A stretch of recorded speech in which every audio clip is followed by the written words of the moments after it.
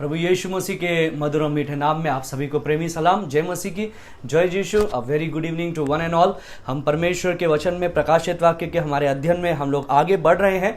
हम लोग आज देखने वाले हैं 21वां अध्याय, उसके चौथे पद से लगा करके 8वें पद तक आज शाम को हम लोग देखने वाले हैं। And it is the subject will be the new heaven and new earth, और उसका तीसरा भाग आज हम लोग देखने वाले हैं, पार्ट 3। हम लोगों ने 21वां अध्याय का पहले पद से 8वें पद को हम लोगों ने 3 भागों में तोड़ा। वर्स 1 टू वर्स 3 हम लोगों ने सबसे पहले दिन देखा था। वर्स 3 जो था उसके बारे में गहराई से हम लोगों ने कल अध्ययन किया था, और आज हम लोग देखने वाले हैं चौथे पद से लगा करके 8वें पद तक। तो आइए हम लोग प्रार्थना करें और परमेश्वर के वचन में सीधे हम लोग प्रवेश करेंगे। प्रार्थना करेंगे। धन्यवाद देते परमेश्वर इस शाम के सभा के लिए जो तूने हमें दिया। परमेश्वर, प्रार्थना और विनती करते हैं परमेश्वर, जबकि हम तेरे पवित्र शास्त्र में से बातों को सीखने जा रहे हैं, प्रार्थना करते हैं तेरे पवित्र आत्मा की अगुवाई हम में से प्रत्येक के साथ में होने पाए। जो सच्चाई की तू हमें दिखाना चाहता है, प्रकट करना चाहता है, वो बातों को हम पर प्रकट कर, और होने दे कि हम तेरे और निकट आने पाए और दूसरों को भी तेरे निकट लाने पाए। सारी बात में तेरे नाम को महिमा देते हैं, यीशु के नाम से मांगते हैं, सुनो ग्रहण का पिता, आमीन आमीन आमीन। परमेश्वर आप में से प्रत्येक को आशीष दे। We are seeing the new heaven and the new earth, नए आकाश और नई पृथ्वी के विषय में हम लोग सीख रहे हैं। और आज शाम का जो पार्ट है, दैट इज पार्ट नंबर 3, वो है तीसरा भाग जो आज शाम को हम लोग देख रहे हैं। हम लोगों ने पहला भाग देखा था, हम लोगों ने दूसरा भाग देखा, और आज हम लोग तीसरा भाग देख रहे हैं। उसके बारे में हम लोग कुछ सीखने की कोशिश कर रहे हैं। जब नए आकाश नई पृथ्वी की बात आती है, या अनंत काल की बात आती है, या अनंत अवस्था की बात आती है, या अनंत में क्या होने वाला है, उन चीजों की बात आती है, तो वचन में कई जगह पर परमेश्वर ने उनका बयान किया है। लेकिन सबसे विस्तार पूर्वक यदि कहीं पर बताया गया है और स्पष्ट बताया गया है, वो है 21वां अध्याय और 22वें अध्याय में, रेवलेशन चैप्टर 21 एंड 22। और यही हम लोग देख रहे हैं। सबोपदेशक 3 का 11, मैंने आपको पहले भी ये रेफरेंस दिया था, लिख लीजिए अगर नहीं लिखा हो तो। सबोपदेशक 3 का 11, इक्लेसियास्टिस चैप्टर 3 वर्स 11, वहां पर इस प्रकार से लिखा हुआ है, the Lord has placed eternity in the hearts of man, but because of their sinfulness they can not fathom it. परमेश्वर ने अनंत काल की बातों को मनुष्य के हृदय में डाला है, मनुष्य के चित्त में डाला है, लेकिन उसके पाप के कारण वो उन सच्चाइयों को पहचान नहीं पाता है। Man is without hope. मनुष्य के पास में कोई आशा नहीं रहेगी यदि उसके पास में अनंत की आशा नहीं है। तो मनुष्य जानवर से ज्यादा कुछ भी नहीं हो सकेगा। एक जानवर का जैसी जीवन मीनिंगलेस है, वैसा ही हमारा भी जीवन मीनिंगलेस हो जाएगा अगर मृत्यु के बाद में कुछ नहीं है तो। If there is no hope of eternity, if there is no hope after death, if there is no hope of heaven, if there is no hope of new life after the death, then you know our life is just like symbols and gongs without any meaning, without any significance। यदि हमारे जीवन में अनंत काल की बातों के बारे में इच्छा नहीं है और वो सच्चाई नहीं है, यदि परमेश्वर ने हमारे लिए अनंत काल की जीवन नहीं ठहराया है, यदि कोई स्वर्ग नहीं है, कोई अनंत काल नहीं है, कोई नया आकाश, कोई नई पृथ्वी नहीं है, तो जिस प्रकार से एक लेखक ने बताया कि हमारा जीवन जोर जोर से बजने वाला मीनिंगलेस चीजें हैं जिसके अंदर कोई अर्थ नहीं है। तो ये एक मनुष्य के, भले वो, मैंने आपको पहले ही बताया था जब मैंने पहला इसका भाग पढ़ा रहा था, कि भले ही विश्वासी हो अविश्वासी हो, सबके जीवन में एक एंटिसिपेशन है फॉर द फ्यूचर लाइफ। एक भविष्य के लिए मृत्यु के पर्यंत या मृत्यु के पश्चात एक जीवन है, सभी धर्म भी बताते हैं। और हालांकि बाइबल के अंदर उसका सच्चे बातों को लिखा है कि क्या है आखिर अनंत काल, नया आकाश, नई पृथ्वी आखिर क्या है। और परमेश्वर का ये जो 21वां अध्याय और 22वां अध्याय हम लोग देख रहे हैं, that is the conclusion of the Bible. पूरे पवित्र शास्त्र का उत्पत्ति से वो शुरू हुआ। आदि में परमेश्वर ने आकाश और पृथ्वी की सृष्टि की, अभी अंत हो रहा है। और हम लोग प्रकाशित वाक्य 21वां अध्याय है, और यहां पर भी लिखा है 21 का 1 में, फिर मैंने नया आकाश और नई पृथ्वी को देखा। तो हम लोग देख रहे हैं this is the conclusion of the Bible. ये बाइबल का अंत है या सारांश है, जो परमेश्वर अंत में, निष्कर्ष है जो परमेश्वर हमें बता रहा है। और परमेश्वर क्या बोल रहे हैं अंत में? Here is what haven will be like. परमेश्वर 21 और 22वें अध्याय बताता है कि स्वर्ग इस प्रकार से होने वाला है। स्वर्ग इस प्रकार से होने वाला है। हम लोगों ने देखा किस प्रकार से उत्पत्ति में परमेश्वर ने आदि में परमेश्वर ने आकाश और पृथ्वी की सृष्टि की, सब कुछ बनाया, मनुष्य को अपने स्वरूप में बनाया, अपने जैसा बनाया। मनुष्य में पाप आया, मनुष्य पाप में गिर गया, उद्धार का मार्ग परमेश्वर ने निकाला। यीशु मसीह इस दुनिया में आया, हमारे खातिर मारा गया, गाड़ा गया, तीसरे दिन जी उठा। उसने परमेश्वर के साथ में हमारा एक संबंध बनाया, हमें पवित्र ठहराया, हमें उद्धार दिया, छुटकारा दिया, मुक्ति दिया, उस मृत्यु से छुटकारा देकर के जीवन की ओर लेकर के गया। और यीशु मसीह ने कहा, चोर आता है डाका डालने के लिए, नाश करने के लिए, लेकिन मैं आया हूं अनंत जीवन देने के लिए और बहुतायत का जीवन देने के लिए। और जब हम लोग पढ़ते हैं 21वां अध्याय का 9वें पद से, तो हम लोग एक डिटेल डिस्क्रिप्शन देखते हैं नए यरूशलेम का, उस शहर का जो स्वर्ग से उतर रहा है, उस नए आकाश और नई पृथ्वी के बारे में। So, verse number 1 to 8 of the book of Revelation chapter 21, 21वां अध्याय प्रकाशित वाक्य की पुस्तक का 1 से 8 जो है वो क्या है? इट्स अ इंट्रोडक्शन, या यह एक परिचय है for verse number 9। Verse number 9 के बाद में क्या लिखा हुआ है नया यरूशलेम के बारे में, वो आने वाले जीवन के बारे में, उसका परिचय या उसका इंट्रोडक्शन देने के लिए है verse number 1 to 8, verse number 1 to 8, जिसका हम लोगों ने विस्तार पूर्वक अध्ययन किया। तो मैंने आपको कई शब्द बताए थे जिसका हम लोगों ने अध्ययन किया था। पहले पद को हम लोगों ने देखा था और नए आकाश नई पृथ्वी को देखा, and we have seen the appearance. मैंने आपको बताया था आकार, सबसे पहला पॉइंट मैंने आपको बताया था, फिर से याद कीजिए, नहीं लिखा है तो लिख लीजिए, आकार, और कैसा होने वाला है उसका प्रकटन। और दूसरा चीज जो हम लोगों ने देखा दूसरे पद से, वो है द कैपिटल, मतलब उसकी राजधानी क्या होगी। और हम लोगों ने देखा पवित्र यरूशलेम को पर स्वर्ग से उतरते हुए एक दुल्हन के समान, और क्यों दुल्हन के समान, क्या उसका विशेषता है, उसके बारे में मैंने आपको विस्तार से चर्चा की थी। आप पुराने मैसेजेस YouTube पे लिंक पे देख सकते हैं, ऊपर लिंक दिया है डिस्क्रिप्शन के अंदर। तीसरा चीज हम लोगों ने कल के दिन देखा था, that is the supreme personality, वो सार्वभौमिक या सबसे ऊपर को किसका व्यक्तित्व होने वाला है। और मैंने आपको बताया था कि हम कई चीजों पर ध्यान देते हैं। जब स्वर्ग का वर्णन होता है तो हम लोग सोचते हैं सोने की सड़कें होगी, हीरे के दरवाजे होंगे, जैसा बयान भी किया गया है वचन के अंदर, और सब चीज बहुत सुंदर होगा, मृत्यु नहीं होगी, ये नहीं होगी, वो नहीं होगी। हम अपने रिश्तेदारों से मिलेंगे, दोस्तों से मिलेंगे, परिवार से मिलेंगे, यदि हमारे पापा या मम्मी गुजर गए तो हम उनसे मिलेंगे। हमारे दिल में इच्छाएं हैं। जब हम वचन को पढ़ते हैं तो हम लोग सोचते हैं हम पौलुस से जाकर के मिलेंगे, हम दानियेल से जाकर के मिलेंगे, शद्रक मेशक अबेदनगो से मिलेंगे, आदम से मिलेंगे, भेंट करेंगे, एलिया से मिलेंगे, मूसा से मिलेंगे, और बहुत ही अच्छा एक समय होने वाला है। लेकिन मैं आपको बताता हूं, सबसे ज्यादा अगर कोई प्रिय है तो वहां पर है यीशु मसीह, जिससे हम मिलना चाहते हैं। और यही तीसरा पद हमें बताता है, फिर मैंने सिंहासन में से ऊंचे आवाज से किसी को कहते हुए सुना, देख परमेश्वर का डेरा मनुष्य के बीच में है, वो उनके साथ डेरा करेगा, वो उसके लोग होंगे और परमेश्वर आप उनके साथ रहेगा और उनका परमेश्वर होगा।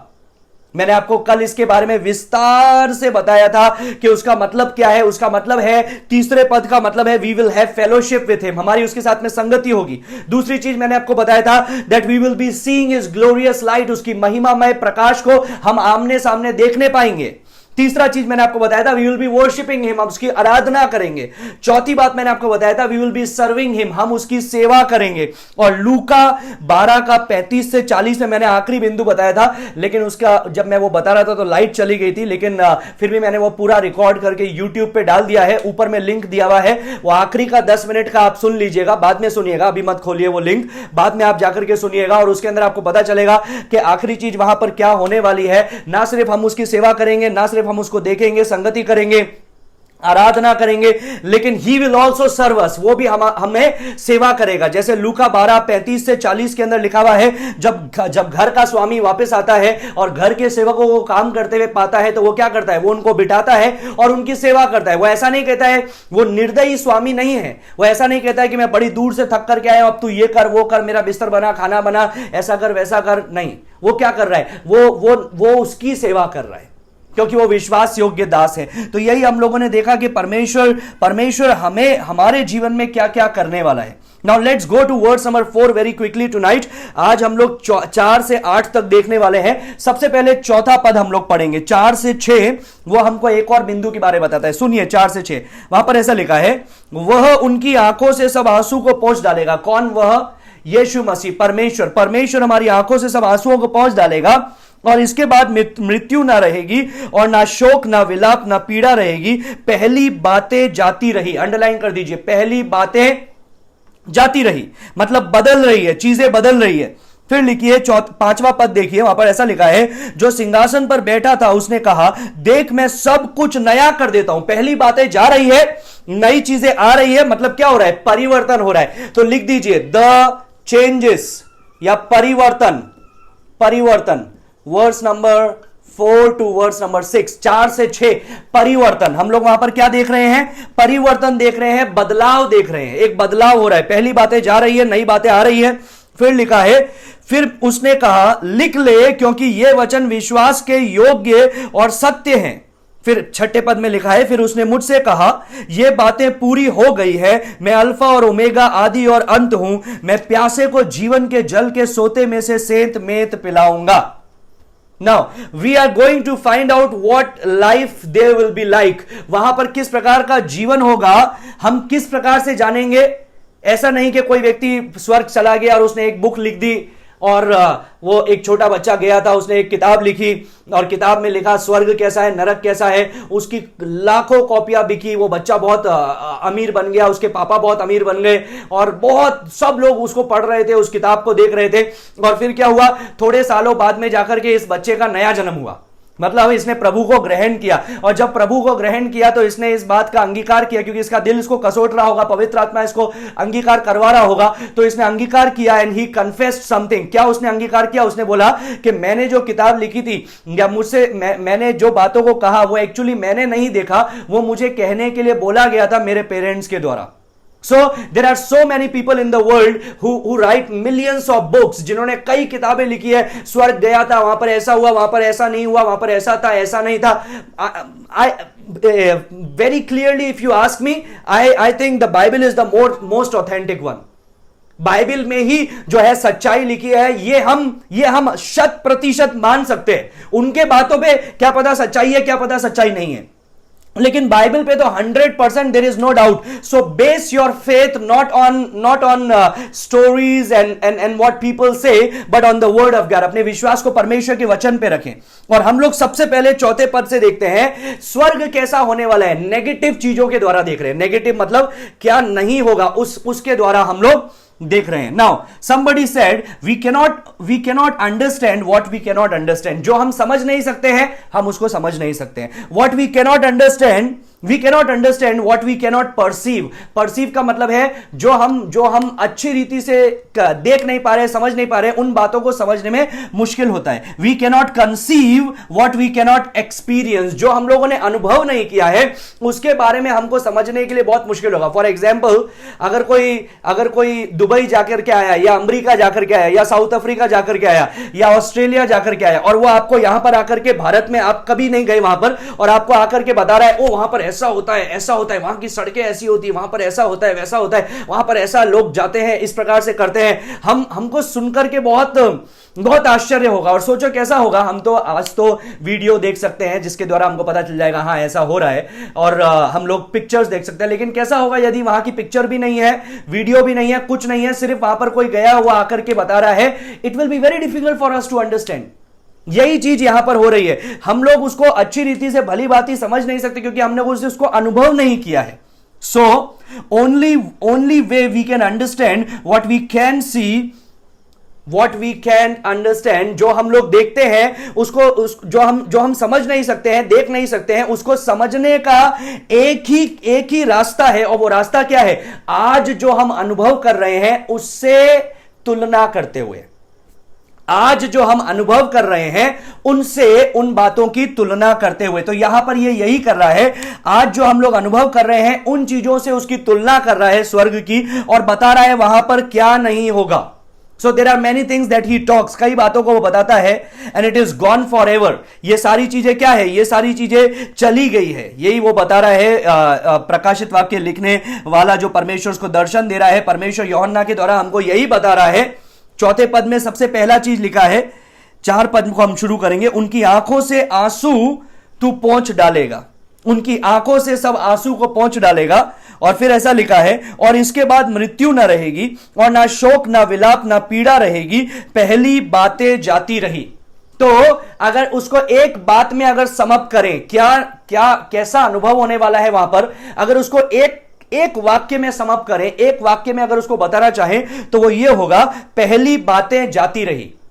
पहली बातें, पहली चीजें जो आज की चीजें हैं वो नहीं रहेगी। That's what John is saying to us. यही यूहन्ना हमको बता रहा है with all the negative feature, वो सब वो नकारात्मक चीजों को बता रहा है कि जो यहां पर होता है वो वहां पर नहीं हो रहा है।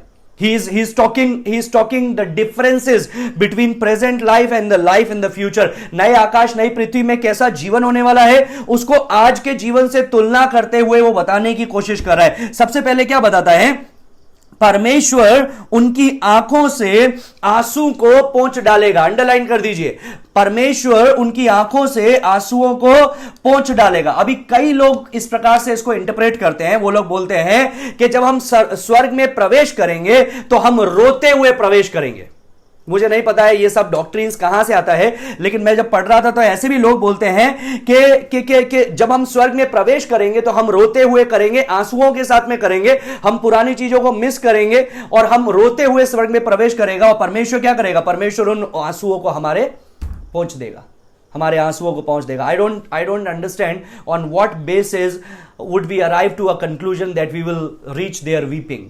हम रोते हुए वहां पर प्रवेश करेंगे, जाएंगे, दाखिल होंगे, ये सब कहां से आता है मुझे नहीं पता है। लेकिन जब हम लोग, कई लोग ये भी बोलते हैं हाँ ये इसलिए रो रहे हैं क्योंकि हमारा पाप का रिकॉर्ड अभी अभी 20वां अध्याय का अंतिम में पता चला, जब 20 का 12 में लिखा हुआ है कि पुस्तकें खोली गई और वो सारी चीजों को बताया गया, व्यवस्था के अनुसार, कार्य के अनुसार उनको जांचा गया, उनका न्याय किया गया।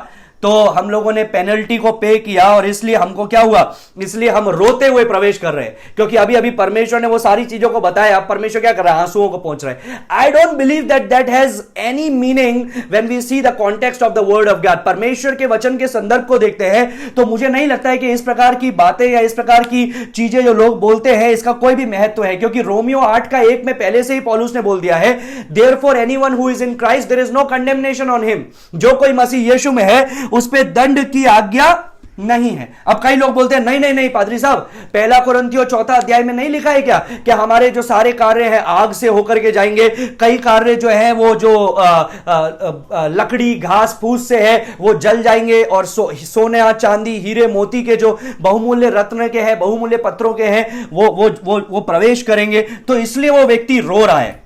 I don't think so that is happening.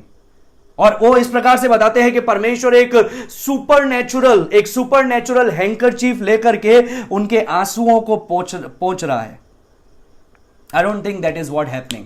मुझे ऐसा नहीं लगता है। जब वचन को पढ़ते हैं, उसके संदर्भ को देखते हैं, so that's not what it says. The word is पेनडेक्रियन। जो यूनानी शब्द है वो है पेनडेक्रियन। That means he shall wipe away every single tear. वो हर एक आंसू को क्या कर देगा, पोंछ डालेगा। Every single tear. That means what, अगर हमारे आंसू हैं तो उसका मतलब क्या है, आंसू आखिर क्यों होते हैं? That shows there will be no sadness, वहां पर कोई दुख नहीं होगा। There will be no disappointments, कोई निराशा नहीं होगी। There will be no unfulfilling desires, कोई ऐसी इच्छा नहीं होगी जो पूरी नहीं हुई। जब परमेश्वर सामने है तो सारी इच्छाएं पूरी हो गई। There will be nothing lacking, कोई चीज अधूरी नहीं रहेगी। There will be nothing wrong, कुछ गलत नहीं होगा। There will be nothing limiting, कोई सीमित नहीं रहेगा। There will be nothing to cry about, किसी चीज के बारे में आंसू बहाने की जरूरत हमें पड़ेगी नहीं। Tears of misfortune, tears of poverty, tears of loneliness, tears of breaking of heart, tears of lost love, tears of sympathy, mercy, pity, tears of persecution. ये सारी जो चीजें हैं, ये सारे जो आंसू है, जो अभाग्य के आंसू, गरीबी के आंसू, अकेलेपन के आंसू, खोए हुए प्रेम के आंसू, किसी ने धोखा दिया उसके आंसू, दोस्त ने धोखा दिया उसके आंसू, किसी ने गाली बकी उसके आंसू, किसी ने सताया उसके आंसू, कोई चीज अधूरी रह गई है जीवन में उसके आंसू, कोई दुख हो रहा है उसके आंसू, कोई दर्द है, पीड़ा है उसके आंसू, किसी ने हमको तिरस्कार कर दिया है, डिप्रेशन के आंसू। ये सारे आंसू, ये सारे प्रकार के जो आंसू हैं, they will be gone forever. वो हमेशा के लिए परमेश्वर उसको हटा देगा। There will be joy joy joy and everlasting joy. वहां पर आनंद की भरपूरी होगी। In other words, if you ask me in a clinical form, I should say there won't be any tear duct. कोई आंसू निकलने की जगह नहीं होगी, आंसू निकलने का मतलब भी नहीं है। और and further more I also told you during the last weeks, मैंने आपको यह भी बताया था कि आज जो हमारा एनवायरमेंट है, हमारा जीवन है, ये क्या है, ये वाटर बेस्ड एनवायरमेंट है। लेकिन वहां पर हम लोगों ने 21 का 1 में सबसे पहले देखा समुद्र ही नहीं रहेगा। So it will not be water based environment, एक वाटर बेस्ड एनवायरमेंट नहीं होगा, हमारा लाइफ भी वाटर बेस्ड नहीं होगा। तो जब शरीर में ही पानी नहीं होगा तो आंसू निकलने के बाद तो बहुत दूर की है।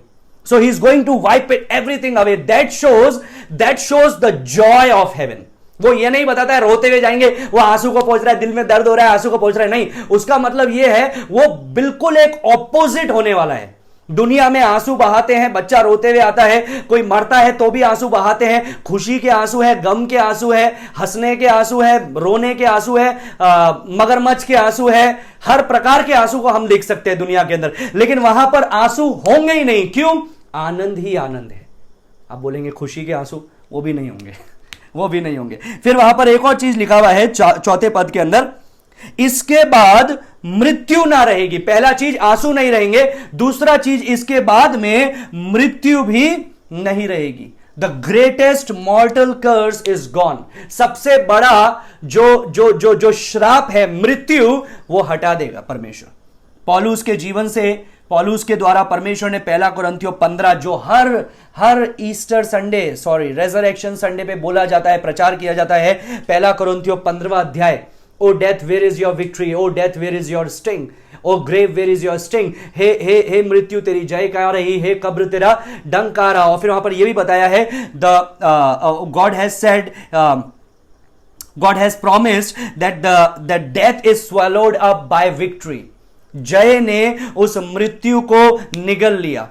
हम लोग 20 के 14 के अंदर, जो अभी हम लोगों ने कुछ दिन पहले देखा था, 20 के 14वें पद में, और वहां पर हम लोग क्या देखते हैं, मृत्यु और अधोलोक आग की झील में डाले गए। There is no death anymore. मृत्यु नहीं है, कब्र नहीं है, ये सब कहां डाले गए, आग की झील में डाले गए। इब्रानियों 2 का 14 में लिखा है, death is gone, gone for ever. The power of death is gone. मृत्यु की शक्ति, मृत्यु का सामर्थ्य, सब कुछ हटा जा चुका है, सब कुछ जा चुका है। शैतान को आग की झील में डाल दिया गया है और परमेश्वर ने जय हमें दिया है। फिर एक और अगली चीज बोलता है चौथे पद के अंदर, सिर्फ मृत्यु ना रहेगी, उसके बाद में लिखा है ना शोक रहेंगे। There will be no longer any mourning. There will be no longer any mourning. है ना?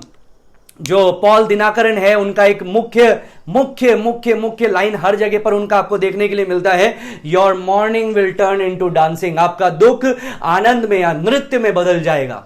मैं आपको सच बताता हूं, इस दुनिया में ऐसी परिस्थितियां आएगी कि दुख उस नृत्य से ज्यादा अच्छे हैं। लेकिन ये वहां पर होने वाला है जब वो दुख नहीं रहेगा। दुनिया में तो आज एक दुख नृत्य में बदला, कल दूसरा दुख है, परसों तीसरा दुख है। जितना समय पर दुनिया में रहेंगे दुख तो आते रहेंगे। और एक्चुअली दुख वो चीजें हैं जो हमको परमेश्वर के करीब लेकर के जाती है। सोचिए, परमेश्वर के वचन में उत्पत्ति से पढ़िए और देखिए कि परमेश्वर के जो दास थे, क्या उनका जीवन कैसा था। आप जब यिर्मयाह की पुस्तक पढ़ेंगे, द बुक ऑफ जेरमाया, वो भविष्यवक्ता यिर्मयाह के द्वारा लिखा गया था। और यिर्मयाह नबी को क्या कहा जाता है आपको पता है? वीपिंग प्रॉफिट, रोने वाला नबी, रोने वाला भविष्यवक्ता। He was always weeping and that shows what. परमेश्वर ने का वचन भजन संहिता 126 में बताता है, जो तुम आंसुओं के साथ में बोओगे वो तुम हर्ष के साथ में काटोगे। और ये क्या है? ये वही चीज है। The tears will be no more. आंसू पोंछ डालेगा, मृत्यु ना रहेगी और शोक भी ना रहेगा। कोई शोक नहीं रहेगा। There'll be no sorrow, there'll be no distress, there'll be no depression, there'll be no grief. किसी प्रकार का शोक नहीं रहेगा। परमेश्वर उसको बदल देगा। यशायाह 53 का 3 और 4 में पढ़ना चाहूंगा। यशायाह 53 वर्स 3 और 4 सुनिए, यहां पर क्या लिखा है? वह तुच्छ जाना जाता है। ये किसके लिए लिखा है? ये यीशु के मृत्यु के बारे में लिखा हुआ था, है ना? गुड फ्राइडे में पढ़ा जाता है। वह तुच्छ जाना जाता और मनुष्य का त्यागा हुआ था। वह दुखी पर पुरुष था और रोग से उसकी जान पहचान थी और लोग उससे मुख फेर लेते थे। वह तुच्छ जाना गया और हमने उसका मूल्य ना जाना। किसका? यीशु मसीह का। चौथे पद में क्या लिखा है सुनिए, निश्चय उसने हमारे रोगों को सह लिया और हमारे ही दुखों को उठा लिया, तो भी हमने उसे परमेश्वर का मारा कूटा और दुर्दशा में पड़ा हुआ समझा। इंग्लिश में बहुत अच्छा लिखा है, इंग्लिश में लिखा है surely our griefs he himself bore and our sorrows he carried. ये सुंदर शब्द है, कैरीड। कैरीड का मतलब क्या है? हमारे दुखों को, हमारी पीड़ा को उसने उठा लिया और हमारे दुखों को लेकर के वो चला गया, वो दुखों को लेकर के चला गया, हमसे दूर चला गया, वो उन दुखों को उसने हमसे दूर कर दिया। On the cross of Calvary he took away our sin. Calvary क्रूस पर उसने हमारे पाप को अपने ऊपर उठा लिया। ना सिर्फ इतना, लेकिन अंत में हम ये भी देखते हैं वो अब हमारे सारे दुखों को भी हटा देता है। और वचन में लिखा है फिर शोक ना रहा, फिर शोक ना रहा। Because when we get to glory, जब हम महिमा में प्रवेश करेंगे, जो भूतकाल का पाप है वो जा चुका है, जो पाप की दुर्दशा है वो जा चुकी है, जो जो जो जो रोने के लिए या शोक करने के लिए कारण है वो सब जा चुके हैं। There is no depression any more now in heaven. नए आकाश नई पृथ्वी पर कोई डिप्रेशन नहीं होगा। Nobody will ever be sad. कोई दुखी नहीं होगा, किसी का मुंह लटका हुआ नजर नहीं आएगा। जो मूडी लोग हैं वो भी मूडी नहीं रहेंगे। हम लोग देखते हैं ना, किसी किसी का मुंह हमेशा लटका हुआ रहता है और उनको कोई कारण नहीं चाहिए मुंह लटकाने के लिए, किसी भी चीज से उनका मुंह लटक सकता है। और जब हम लोग बातें करते हैं, आज क्या हुआ भाई इसको, है ना, कल तो ये हुआ था, आज क्या हो गया, तो वो अगला व्यक्ति बोलता है भैया ये तो बहुत मूडी व्यक्ति है, ये तो बहुत मूडी है। उधर कोई मूडी भी नहीं होने वाला है। द शोक और द ग्रीफ और the grief has been taken away. जो ये दुख है, ये शोक है, ये हटा लिया। उसके बाद में क्या लिखा है सुनिए, ना विलाप होगा, ना विलाप होगा। This is like adding something. वहां पर सबसे पहले बोला आंखों में आंसू नहीं होंगे, पहुंच डालेगा। फिर लिखा है मृत्यु ना होगी, शोक नहीं होगा, और फिर लिखा है विलाप भी नहीं होगा। शोक होता है तो विलाप होता है ना, तो यहां पर लिखा है वहां पर विलाप भी नहीं होगा। There'll be no more tears, there'll be no more crying, there'll be no mourning, all are gone. फिर अगला चीज यहां पर लिखा है और ना पीड़ा रहेगी, no more pain, पीड़ा भी वहां पर नहीं रहेगी। बिकॉज उसका कारण यह है the healing promise in the atonement is fulfilled. जो परमेश्वर ने प्रायश्चित हमें यीशु को प्रायश्चित रीति से दिया, उसके द्वारा जो परमेश्वर की चंगाई, संपूर्ण चंगाई, शालोम। शालोम का मतलब क्या है? हम लोग बोलते हैं ना शालोम, हम लोग सोचते हैं शालोम का मतलब शांति। सिर्फ शांति का मतलब नहीं है। शांति क्या है? हम लोग सोचते हैं it's a state of mind. यह आपका मन की एक भावना है कि अभी आपको बहुत शांति महसूस हो रही है। कोई बोलता है ना, अरे उस जगह पे जाते हैं ना बहुत शांति मिलती है। Actually that is not what shalom is. Shalom का मतलब होता है फुलनेस। शालोम का मतलब होता है कंप्लीटनेस, पूरा होना। और यहां पर क्या है? वहां पर कोई दुख भी ना रहा। 53 का 5 में, यशायाह 53 का 5 में लिखा है he was pierced through for our transgression, he was crushed for our iniquities. हमारे श्रापों के कारण, हमारे पापों के कारण उसको बेधा गया, और हमारे अधर्मों के कारण वो कुचला गया फॉर आवर सिन, हमारे पापों के कारण, हमारे पाप के कारण। सो सुनिए, और यहां पर यह भी लिखा है उसके कोड़े खाने से, सुनिए, उसके कोड़े खाने से हमने चंगाई को प्राप्त किया है। हमने चंगाई को प्राप्त किया है। मैं कभी कभी ताजुब करता हूं, जब मैं, दुख तो है, हमारा कोई प्रिय लोग जब गुजर जाते हैं तो एक दुख है, क्योंकि संसार में है तो वो दुख है। वो मृत्यु तो श्राप से ही है, श्राप ही है, वो दुख है। लेकिन यदि वो प्रभु में है तो हमारे जीवन में एक आशा है, एक खुशी है, एक आनंद है। इसलिए तो पौलुस ने बताया ना कि तुम संसार के समान शोक मत करो। जैसा संसार दुख उठाता है वैसा शोक मत करो। तुम याद रखो, शरीर के साथ में अनुपस्थिति परमेश्वर के साथ में उपस्थिति है। सो ही इज रिमाइंडिंग अस, वो हमको स्मरण दिलाता है, याद दिलाता है कि संसार के समान तुम शोक मत करो। कई लोगों को हम लोग ये देखते हैं, प्रार्थना किया, किसी कोई व्यक्ति बीमार है बहुत, प्रार्थना किया, फिर भी वो इस संसार को छोड़ देता है। और वे लोग क्या बोलते हैं, अरे भैया प्रार्थना में कुछ नहीं हुआ, इससे प्रार्थना कराया, उससे प्रार्थना कराया, सबसे प्रार्थना कराया, फिर भी तो वो चला गया छोड़ करके। कहां गया वो? He went to a better place. वो एक और अच्छी जगह पर गया। तो एक्चुअली में परमेश्वर ने आपकी प्रार्थनाओं को उत्तर दिया। परमेश्वर यहां पर उसको चंगाई देता और दुख उसको भोगने पड़ते, इससे अच्छा परमेश्वर ने उसको संपूर्ण चंगाई दे दी और अपने पास बुला लिया। इसलिए यहां पर लिखा है ना, वहां पर पीड़ा नहीं होगी, मैं जब भी किसी के लिए प्रार्थना करता हूं, जो बीमार है, जब भी मैं उसके लिए प्रार्थना करता हूं, मैं जरूर इस पद को इस्तेमाल में लेता हूं कि तेरे कोड़े खाने से हमने चंगाई को प्राप्त किया है। लेकिन सिर्फ शारीरिक नहीं, संपूर्ण चंगाई। ये वचन सिर्फ शरीर के लिए नहीं है। कई लोग सिर्फ शरीर पे ही इसको जोर डाल देते हैं, बाकी चीजों के लिए नहीं। लेकिन ये संपूर्ण चंगाई है, जब परमेश्वर पूरी रीति से चंगा करके हमें अपने पास में बुला लेगा, हम उसके संग रहेंगे, और वो तो अच्छी जगह है, वो इससे अच्छी जगह है। मत्ती 8 आपको याद है, जब यीशु ने पतरस की सास का हाथ पकड़ा, उसको छुआ, और उसका जो ज्वर था, उसकी जो बुखार था, वो चला गया। उसका बुखार जो था वो चला गया। 17वें पद में ऐसा लिखा है, in order that he might fulfil what was spoken through आइज़ाया। 8:17 मत्ती के अंदर वहां पर ऐसा लिखा है, यशायाह ने जो कहा वो पूरा होने के लिए ऐसा हुआ। He himself took our infirmities and carried away our diseases. वो हमारे बीमारियों को लेकर के चला गया, और हमारे जो क्लेश थे उसको उसने हटा दिया। So that's what he did exactly on the cross. उसने क्रूस पे वही किया। जो मृत्यु थी, जो बीमारी थी, उसको उसने हरा दिया। जो दर्द था उसको उसने हरा दिया। जो पीड़ा थी उसने उसको हरा दिया। They are no more, वो अब नहीं रही। और फिर अगला लाइन लिखा हुआ है, पहली बातें जाती रही। Now this sums up everything. ये हर एक चीज को हमको समझा देता है। पहली बातें जाती रही मतलब जो पृथ्वी की याद है, जो पृथ्वी की हमको याद आएगी पृथ्वी की, वो सारी चीजें मिट जाएगी, क्योंकि हम उससे अच्छे स्थान की ओर जा रहे हैं, हम उससे बेटर प्लेस में जा रहे हैं। And God himself will be there, परमेश्वर स्वयं वहां पर होगा।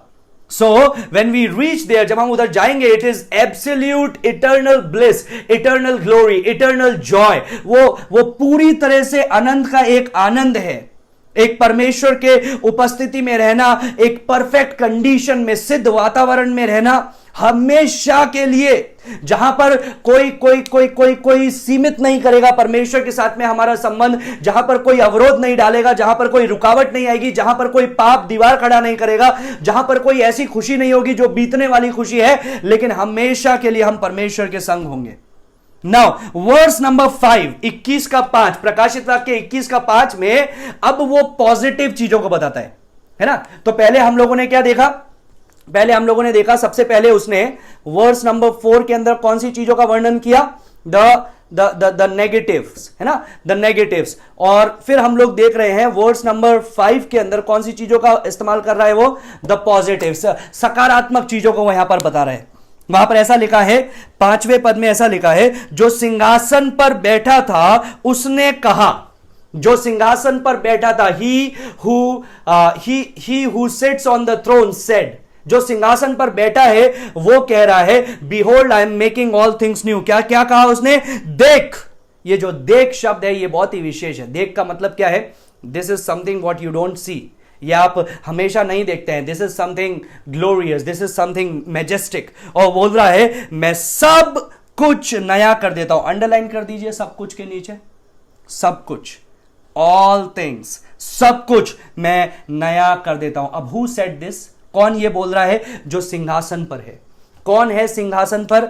ये प्रभु यीशु, जो हम लोगों ने 20:11 में देखा था, श्वेत सिंहासन पे जिसको बैठा हुआ देखा था, ये वही है जो बोल रहा है। और क्या बोल रहा है? This is the eternal God. ये अनंत परमेश्वर है, अनंत मसीह है, ये पिता पुत्र पवित्र आत्मा त्रिएकता है। और वो क्या बोल रहा है? वो वहां पर ये बोल रहा है, I am making all things new, I am making a whole new existence. मैं पूरी तरह से एक नया अस्तित्व को बना रहा हूं, अस्तित्व को बना रहा हूं, एक पूरा नया अस्तित्व को बना रहा हूं। Our new body is not made with hands. हमारा नया शरीर हाथों के द्वारा नहीं है। हम जो शरीर लेकर के इस दुनिया में आए वो अलग है, लेकिन वहां पर जो शरीर होने वाला है, it's going to be different. Hebrews chapter 9 verse 11 shows exactly that। इब्रानियों 9:11 में वही चीज लिखी है, that it's going to be completely different।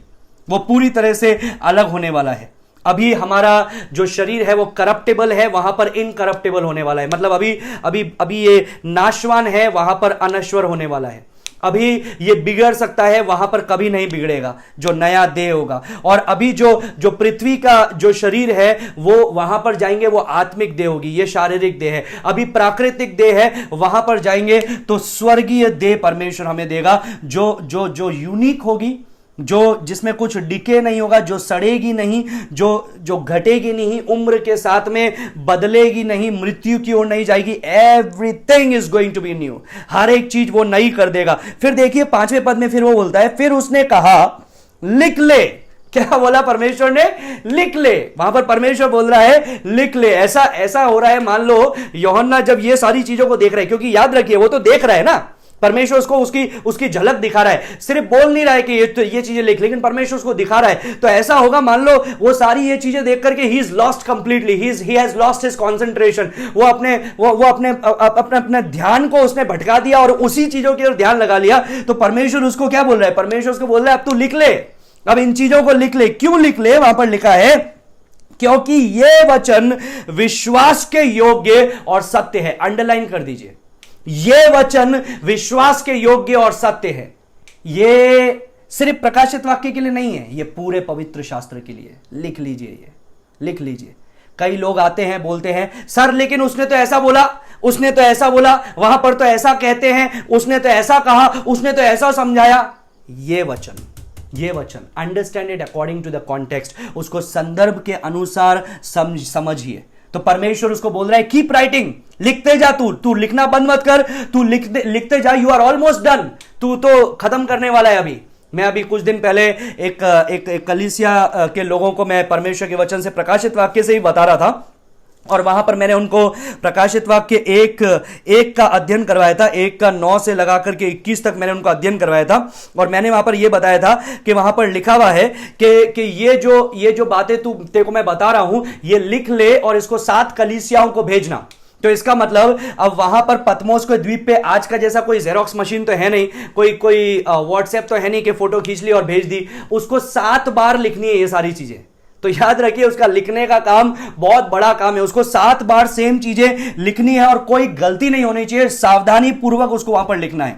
और परमेश्वर उसको बोल रहा है लिख ले, because these words are faithful and true, ये विश्वास योग्य हैं और ये सच्चे हैं। मैं आपको बताना चाहता हूं प्रकाशित वाक्य 3 का 14 में भी आप लोग इस शब्द को पढ़ते हैं। जब वो लाउदीसिया के कलीसिया से बात कर रहा था तो 3 का 14 में लिखा है जो आमीन और विश्वास योग्य और सच्चा गवाह है और परमेश्वर की सृष्टि का मूल कारण है, वह ये कहता है। वहां पर भी आपको यह दिखता है, जो आमीन मतलब पूरा हो, विश्वास योग्य जो झूठ नहीं बोलता है, जो सच्चा है। 19 का 11 के अंदर ही इसी शब्दों को हम लोगों ने देखा था। 19 का 11 में क्या लिखा है? फिर मैंने स्वर्ग को खुला हुआ देखा और देखता हूं कि एक श्वेत घोड़ा है जो उस पे सवार और उसके ऊपर कोई सवार है जो विश्वास योग्य और सत्य कहलाता है, विश्वास योग्य और सत्य कहलाता है।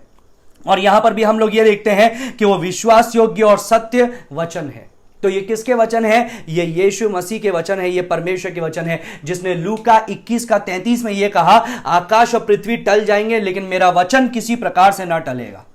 आकाश और पृथ्वी टल जाएंगे, मेरा वचन किसी प्रकार से ना टलेगा। 21 का 6 पढ़ेंगे। 21 का 6 में लिखा हुआ है प्रकाशित वाक्य में, फिर उसने मुझसे कहा ये बातें पूरी हो गई। फिर उसने मुझसे कहा, ये किसका वचन है? ये उसी यीशु मसीह का वचन है जो सिंहासन पर विराजमान है। और वो क्या कह रहा है? वो बोल रहा है इट इज डन। इंग्लिश में बहुत सुंदर लिखा हुआ है, it is finished, it is done, it's over, ये पूरा हुआ। ये वही शब्द है जो यीशु मसीह ने कलवरी क्रूस से बोला था। जब वो कलवरी क्रूस पे लटका हुआ था, यही शब्द उसने बोला था। ग्रीक लैंग्वेज में है टेटलेस्टाई। टेटलेस्टाई, टेटलेस्टाई का मतलब है it's over, it's done, it's finished, it's complete. ये पूरा हो गया है, अब कुछ बाकी नहीं है, अधूरा नहीं है, सब कुछ पूरा हुआ। तो यहां पर वो यही बोल रहा है, फिर उसने मुझसे कहा ये बातें पूरी हो गई है। This is the redemptive purpose of God for his sin bearing. ये वो पाप को हटाने का ये परमेश्वर का कार्य है जो परमेश्वर ने आदम के वाटिका में से शुरू किया था, लेकिन एक्चुअली पृथ्वी की नींव रखी जाने से पहले ही मेमने का वध हुआ। प्रकाशित वाक्य में हम लोगों ने पढ़ा था। और वो क्या हो रहा है? ये जो छुटकारे का कार्य है, अब ये कार्य पूरा हो गया है। अब ये कार्य पूरा हो गया है, हमेशा हमेशा के लिए हम उसके साथ में रहने वाले हैं। I just want to take you to first Corinthians. मैं आपको पहला कोरिन्थियों में लेके जाना चाहता हूं, वहां से कुछ चीजों को बताना चाहता हूं। पहला कोरिन्थियों निकाल लीजिए, उसका 15वां अध्याय निकालिए। पहला कोरिन्थियों 15, पहला कोरिन्थियों उसका 15वां अध्याय निकाल लीजिए। उसका 24 से 28 तक मैं आपको बताना चाहता हूं परमेश्वर का वचन क्या बोलता है। वहां पर ऐसा लिखा है, इसके बाद अंत होगा, उस समय वो सारी प्रधानता और सारा अधिकार और सामर्थ्य का अंत करके राज्य को परमेश्वर पिता के हाथ में सौंप देगा। क्या हो रहा है? सब चीज को अंत करके, यहां पर वही तो यीशु मसीह बोल रहा है ना, इट इज ओवर। जो क्रूस से बोला था, क्या उस समय कंप्लीट नहीं हुआ था क्या? अब लोग ऐसा पूछेंगे ना कि अरे भाई यहां पर कंप्लीट हो रहा है, तो जो क्रूस से बोला था वो पूरा नहीं हुआ क्या? वो क्या अधूरा था क्या? वो क्या गलत बात थी क्या? नहीं, उधर था छुटकारे का जो कार्य था, वो मनुष्य जाति के लिए उसने पूरा किया।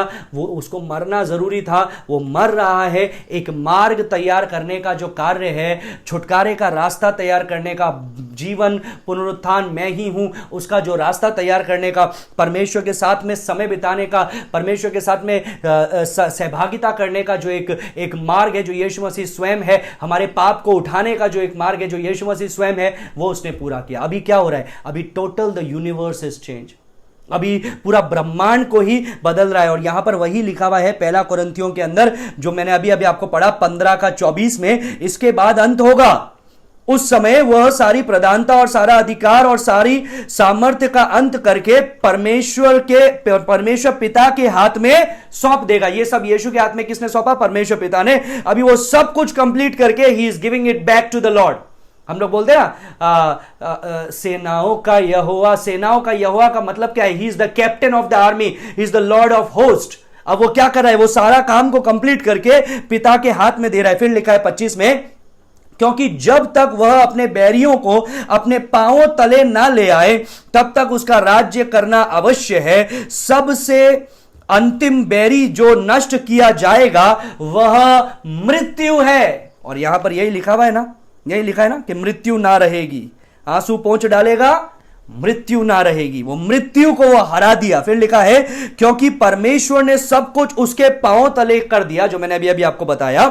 परंतु जब वह कहता है कि सब कुछ उसके अधीन कर दिया गया है, तो प्रत्यक्ष है कि जिसने सब कुछ उसके अधीन कर दिया है वह आप अलग रहा। और जब सब कुछ उसके अधीन हो जाएगा, तो पुत्र आप भी उसके अधीन हो जाएगा, जिसने सब कुछ उसके अधीन कर दिया है, ताकि सब में परमेश्वर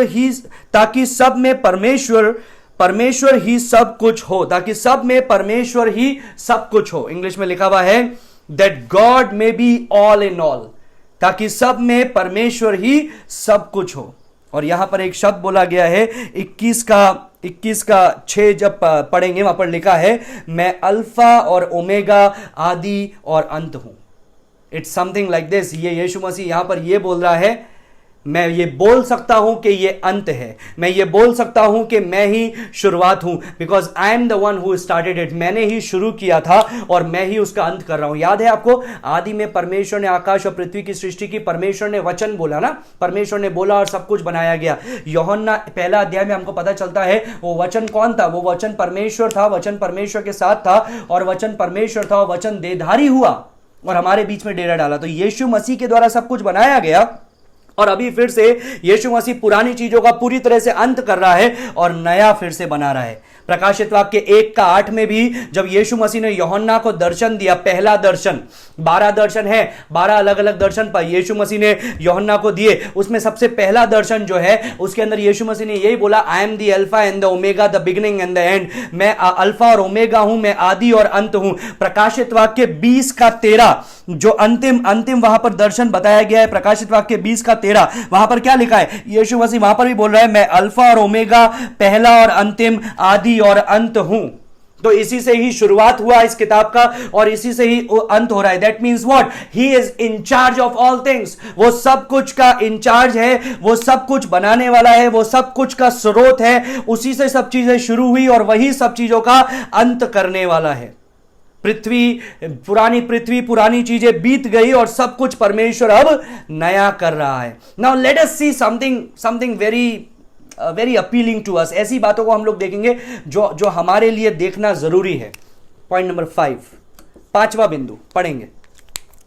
छठे पद के अंत से हम लोग पढ़ेंगे और सातवें पद को भी पढ़ेंगे। 21 का 6 से अंत और 7। 21 का 6 से अंत में लिखा है, मैं प्यासे को जीवन के जल के सोते में से सेंत मेत पिलाऊंगा। प्रकाशित वाक्य 21 का 7 में लिखा है, जो जय पाए वही इन वस्तुओं का वारिस होगा और मैं उसका परमेश्वर होऊंगा और वह मेरा पुत्र होगा। So a very important question, who will be the residents? Verse number 6b 6a है and verse number 7. Who will be the residents of this new earth and new heaven? ये नए आकाश नई पृथ्वी का, ये परमेश्वर के अनंत काल के जगह का, निवास स्थान का निवासी आखिर कौन होगा? कौन होगा जो वहां पर प्रवेश करेगा? कौन होगा जो जो जो जो उस स्थान में जाएगा? Who is going to be there in the glorious eternal state? वहां पर कौन जाएगा और जीवन बिताएगा अनंत काल के लिए? So Paul is giving, God is giving us two different pictures. परमेश्वर दो तस्वीरों के बारे में हमको यहां पर बताता है। पहला क्या है? मैं प्यासे को जीवन के जल के सोते में से सेंत मेत पिलाऊंगा। तो पहला कौन होगा? वे लोग जो प्यासे हैं, जिसको जीवन के जल में से सेंत मेत करके पिलाएगा।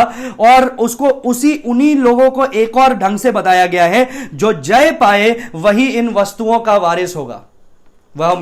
मैं उसका परमेश्वर होऊंगा और वो मेरा पुत्र होगा। तो यहां पर दो चीजों के द्वारा परमेश्वर बता रहा है। सो let us see the first thing. सबसे पहले को देखेंगे, द वन हु थर्स्ट। कौन वहां का बाशिंदा होने वाला है? कौन वहां का निवासी होने वाला है? The one who thirst.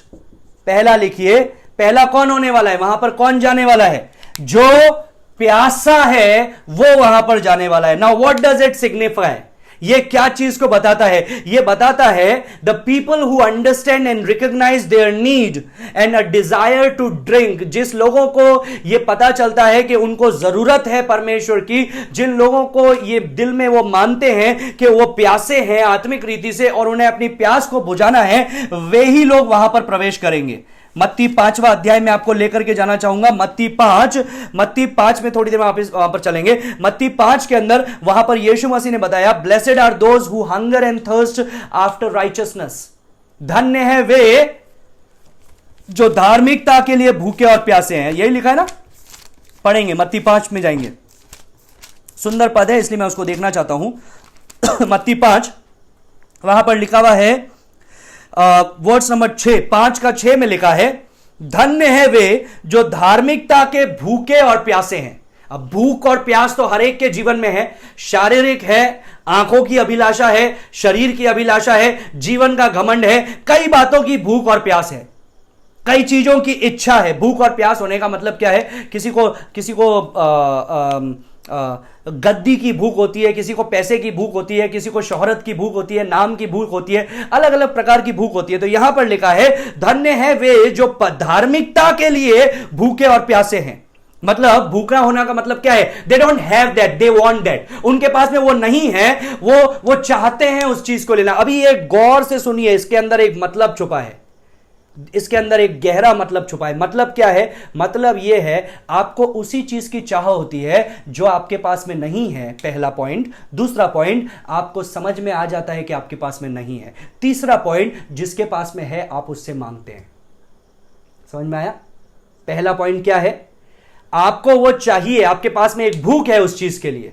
दूसरा पॉइंट क्या है? आपको पता चलता है कि आपके पास में वो नहीं है, यू वांट इट। जो है वो क्यों मांगेगा? जिसने पानी पी रखा है वो क्यों बोलेगा मुझे पानी दो पानी दो पानी दो? नहीं बोलेगा। जो प्यासा है, जिसके पास में नहीं है, और फिर उसको ये समझ में आता है कि हाँ मेरे पास में नहीं है। कई लोगों के पास में नहीं है, उनके पास में नहीं है, ये पवित्र शास्त्र बताता है, लेकिन उनको समझ में नहीं आता है कि उनके पास में नहीं है, इसलिए वो यीशु के पास में नहीं आते, इसलिए वो उसके पास में नहीं आते। और वहां पर हम लोग देखते हैं यीशु मसीह ने सबसे पहला जो पहाड़ी उपदेश दे रहा था, वहां पर बोला, धन्य है वे जो भूखे और प्यासे हैं लेकिन धार्मिकता के लिए हैं, क्योंकि वे तृप्त किए जाएंगे। यही तृप्ति हो रही ना, यही 21वां अध्याय के अंदर तृप्ति हो रही है, जो अनंत के अंदर परमेश्वर उनको तृप्त कर रहा है। Blessed are those who thirst for hunger and thirst for righteousness. I would like to take you to Isaiah chapter 55 verse 1. यशायाह 55 का 1 बताना चाहता हूं, वहां से ये बातों को परमेश्वर ने वहां पर भी बताया है. सुनिए वहां पर क्या लिखा है 55 का 1 में. अहो, इंग्लिश में लिखा है हो मतलब सुनिए. अहो सब प्यासे लोगों, पानी के पास आओ, जिनके पास रुपया ना हो, तुम भी आकर मोल लो और खाओ. दाख मधु और दूध बिन रुपये और बिन दाम ही के आकर ले लो.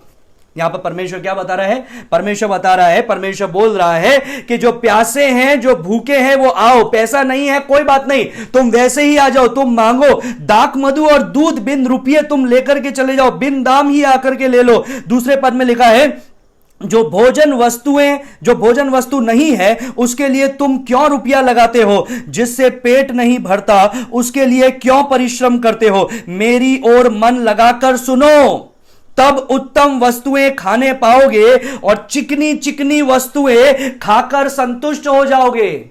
ये परमेश्वर, जब मैं ये पढ़ रहा हूं तो परमेश्वर मुझसे भी बात कर रहा है. I believe that the lord is talking to you also right now. परमेश्वर आपसे भी बातें कर रहा है. क्या बोल रहा है? परमेश्वर बोल रहा है कि जो भोजन वस्तुएं नहीं है, उसके लिए तुम क्यों रुपया लगाते हो? इसका मतलब क्या है? जो चीज तुमको पूरी तरह से संतुष्ट नहीं कर सकती है, तुम उसके पीछे क्यों भागते हो? और जिनसे पेट नहीं भरता, उसके लिए क्यों परिश्रम करते हो? क्यों मेहनत किए जा रहे हो जिनसे तुम्हारा पेट ही नहीं भर रहा है? मतलब जिससे तुम संतुष्ट नहीं हो पा रहे हो, ऐसी चीजें लगातार क्यों करते जा रहे हो? मेरी ओर आओ. और बताता है मन लगाकर सुनो, तब उत्तम उत्तम वस्तुएं खाने पाओगे और चिकनी चिकनी वस्तुएं खाकर के संतुष्ट हो जाओगे. Very simple imaginary. यहां पर हम लोग एक बहुत ही स्पष्ट कल्पना देखते हैं. यहां पर कल्पना क्या कीजिए, एक प्यासे मनुष्य की आप कल्पना कीजिए. अभी सुनिए, अब मैं राजस्थान से हूं, मुझे पता है रेगिस्तान की प्यास क्या होती है. जब हम लोग जैसलमेर जाते हैं, और जैसलमेर में खास तौर से सम के धोरों में, रेत के धोरों में जाते हैं, तो सबसे पहले जब हम स्कूल में थे तो हमको टीचर्स बोल देते थे, हमारे जो प्रिंसिपल सर है वो भी हमको बोल देते थे, पानी बहुतायत से लेकर के जाना. सबके पास में एक एक पानी की बोतल लेना. और उसके बावजूद भी टीचर्स भी और स्कूल के जो अथॉरिटीज होते हैं वो भी क्या करते हैं, पानी के बड़े बड़े केन लेकर के बस में रख लेते, क्योंकि सबको पता है वो रेगिस्तान है, वो मरुभूमि है, वहां पर पानी मिलना बहुत मुश्किल है. तो ये एक ऐसे व्यक्ति की कल्पना है जो एक रेगिस्तान के अंदर फंसा हुआ है. अभी पानी नहीं मिलेगा, उसको पानी इसलिए नहीं चाहिए क्योंकि वो जीभ गीला करना चाहता है, लेकिन उसको पानी इसलिए चाहिए क्योंकि वो उसकी जान है, जीवन है. अगर पानी नहीं मिलेगा तो वो मर जाएगा. उसी की यहां पर काल्पनिक शब्दों को बताया गया है. भजन संहिता 42 का 1 और 2 में भी वही बताया गया है, जैसे हिरणी जल के लिए प्यासी है, वैसा ही है परमेश्वर, मेरा मन तेरे लिए प्यासा है. अभी इजराइल के लोगों को पता था कि मरुभूमि की प्यास क्या होती है, because they were living in that scenario. वो उस प्रकार के अवस्था में, वो उस प्रकार के स्थान में रह रहे थे. आपको याद है यीशु मसीह ने उस सामरी स्त्री से बात की, और यूहन्ना 4 का 13 और 14 में उसने क्या बोला? Everyone who drink this water, जो कोई इस पानी में से पीता है. यीशु मसीह किसकी बात कर रहा था? उस कुएं की बात कर रहा था, उस कुएं की, कि इस जल से जो पीता है वो फिर से प्यासा हो जाता है, लेकिन जो कोई उस जल में से पीता है जो मैं उसे दूंगा, तो वो कभी प्यासा नहीं होगा, और उसमें से जीवन के जल की नदियां फूटेगी. मतलब वो सिर्फ स्वयं ही संतुष्ट नहीं होगा, उसके जीवन से वो दूसरों को भी संतुष्ट करेगा. उसके जीवन से जीवन के जल की नदियां बहेगी. That's what Jesus was saying. I have an eternal water. I have an everlasting water. यूहन्ना 7 का 37 याद है आपको? यूहन्ना 7 का 37 लेकर के जाना चाहूंगा मैं आपके ध्यान को उधर. यूहन्ना रचित सुसमाचार उसका 7वां अध्याय और उसका 37वां पद में पढ़ करके बताना चाहूंगा परमेश्वर का वचन क्या कहता है. सुनिए. पर्व के अंतिम दिन, जो मुख्य दिन है, यीशु खड़ा हुआ और पुकार करके कहा, यदि कोई प्यासा हो तो मेरे पास आए और पिए. यदि कोई प्यासा हो तो वो मेरे पास आए और पिए. ये एक्चुअली जब वो लोग ये पर्व मनाते थे तो ये एक हर साल की बात होती थी. जैसे हम लोग जब हर साल गुड फ्राइडे या रेजरेक्शन संडे मनाते हैं तो एक ही चीजों को दोहराते रहते हैं. साल साल बीत गए हैं सुन करके, यीशु के पुनरुत्थान के बारे में सुन करके, लेकिन कईयों के जीवन में यीशु नहीं है. और साल साल बीत गए हैं बड़ा दिन मनाते हुए. बड़ा दिन बोलते हैं, क्रिसमस बोलते हैं, सबसे पहले कपड़ों पर ध्यान, केक पे ध्यान, ये चीज वो चीज, पुलाव हो, अच्छा सैलरी भी मिल जाए, पैसा इकट्ठा हो, सारी चीजों पे ध्यान देते हैं. लेकिन कईयों के जीवन में ही यीशु मसीह पैदा नहीं हुआ.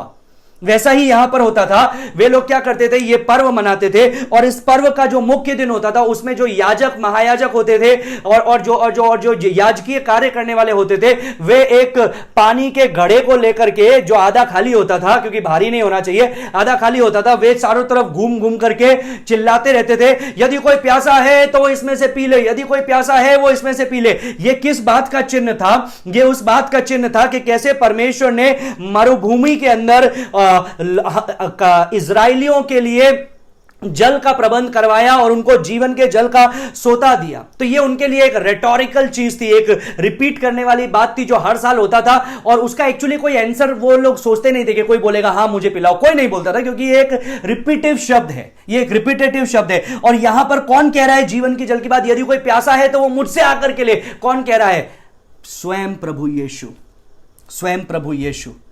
और यही चीज हम लोग प्रकाशित वाक्य 22 का 17 में देखते हैं। जब इस पुस्तक का अंत होता है तो ये अंतिम पुकार है, ये अंतिम निमंत्रण है। और 22 का 17 में क्या लिखा है प्रकाशित वाक्य में? आत्मा और दुल्हन दोनों कहती हैं, पवित्र आत्मा भी कह रहा है, दुल्हन भी कह रही है, आ, और सुनने वाले भी कहे आ। जो प्यासा हो वह आए और जो कोई चाहे वो जीवन का जल सेंत मेत ले। रिपीटिंग द वर्ड्स ऑफ आइज़ाया, यशायाह भविष्यवक्ता के शब्दों को दोहराया जा रहा है। जो लोग इसमें से नहीं पिएंगे वो किस में से पिएंगे पता है? प्यास तो है, हर एक के जीवन में है। आप ये नहीं बोल सकते मैं प्यासा नहीं हूं, हर एक के जीवन में प्यास है। मैं शारीरिक प्यास की बात नहीं कर रहा हूं, मैं आत्मिक प्यास की बात कर रहा हूं। कई लोग किस में से पीते हैं? प्रकाशित वाक्य 17 का 4 याद है आपको? प्रकाशित वाक्य 17 का 4, वन वर्ल्ड रिलीजन, वहां पर क्या लिखा है? यह स्त्री बैंजनी और लाल रंग के कपड़े पहनी थी और सोने और बहुमूल्य मणियों और मोतियों से सजी हुई थी और उसके हाथ में सोने का कटोरा था जो घृणित वस्तुओं से और उसके व्यभिचार की अशुद्ध वस्तुओं से भरा हुआ था। ये व्यभिचार के कटोरे में से कई लोग पीते हैं। 18 का 3 में लिखा हुआ है, प्रकाशित वाक्य 18 का 3, क्योंकि उसके व्यभिचार की भयानक मदिरा के कारण सब जातियां गिर गई और पृथ्वी के राजाओं ने उसके साथ व्यभिचार किया और पृथ्वी के व्यापारी उसके सुख विलास की बहुतायत के कारण धनवान हुए। वहां पर भी कटोरा है, वहां पर भी प्यास बुझाने का जरिया है, वो भी मुफ्त है शैतान की ओर से। लेकिन याद रखिए, जो उसको पिएगा वो मरेगा, आग की झील में डाला जाएगा। लेकिन जो इसमें से पिएगा वो अनंत जीवन को प्राप्त करेगा, वो अनंत जीवन को प्राप्त करेगा। 21 का 7 में फिर से मैं आपको लेकर के जाना चाहता, इसकी 21 का 6 में फिर से लेकर के जाना चाहता हूं। वहां पर ऐसा लिखा है, मैं प्यासे को जीवन के जल के सोते में से सेंत मेत पिलाऊंगा। I am going to give him freely. Yeshu मसीह के पास आने के लिए पहाड़ चढ़ने की जरूरत नहीं है, लाखों करोड़ों रुपए देने की जरूरत नहीं है, तप और तपस्या करने की जरूरत नहीं है, योग और भोग करने की जरूरत नहीं है। यीशु मसीह के पास आने के लिए एक इच्छा की जरूरत है, एक ऐसे दिल की जरूरत है जो परमेश्वर से कहे, हां परमेश्वर मैं तेरा प्यासा हूं, मेरी प्यास को तू बुझा। जो अपने जीवन की जरूरत को समझे और प्रभु को पुकारे, परमेश्वर उसकी प्यास को बुझाएगा और सेंत मेत पिलाएगा फ्रीली। दूसरा चीज लिखा हुआ है, कौन प्रवेश करने वाले हैं? दूसरा बात लिखा है, जो जय पाए वही इन वस्तुओं का वारिस होगा। जो जय प्राप्त करेगा वही इन वस्तुओं का वारिस होगा। इसका मतलब क्या है? What does it means? पहला यूहन्ना 5 में जब आप जाते हैं तो आपको देखने के लिए मिलता है ये जय प्राप्त करने वाला आखिर कौन है। पहला यूहन्ना 5 का 4 सुनिए, यहां पर ऐसा लिखा है, क्योंकि जो कुछ परमेश्वर से उत्पन्न हुआ है वो संसार पर जय प्राप्त करता है और वह विजय जिससे संसार पर जय प्राप्त होती है हमारा अंडरलाइन कर दीजिए, विश्वास है।